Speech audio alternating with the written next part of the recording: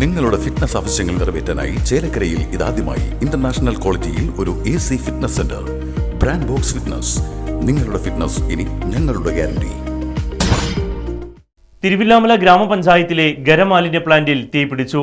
ഉച്ചയ്ക്ക് 2:30 കൂടിയാണ് സംഭവമുണ്ടായത്. ഫയർഫോഴ്സും നാട്ടുകാരും ജനപ്രതിനിധികളുമെല്ലാം ചേർന്ന് ഏറെ പരിശ്രമിച്ചാണ് തീ അണച്ചത്.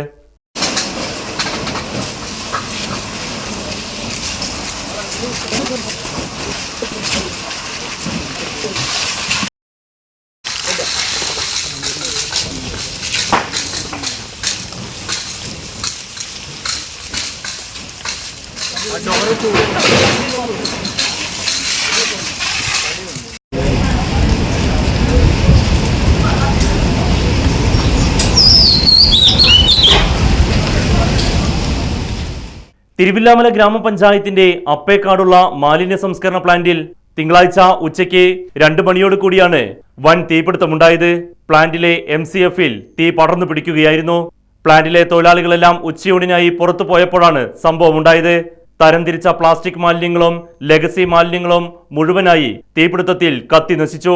സമീപത്തെ ജൈവവള നിർമ്മാണ ഷെഡിലേക്കും തീ പടരുകയും കൂട്ടിയിട്ട ജൈവവളത്തിനും തീ പിടിക്കുകയുണ്ടായി.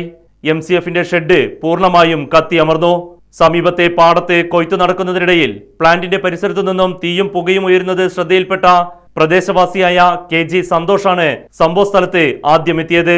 ഗ്രാമപഞ്ചായത്തിൽ വികസന സെമിനാർ കഴിഞ്ഞ് ഭക്ഷണം കഴിക്കുന്നതിനിടെയാണ് പഞ്ചായത്ത് അധികൃതർ വിവരമറിയുന്നത്.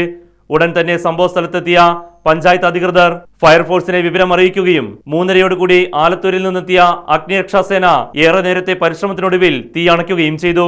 പഴയന്നൂർ പോലീസും സംഭവസ്ഥലത്തെത്തിയിരുന്നു. Right news, Thiruvilwamala.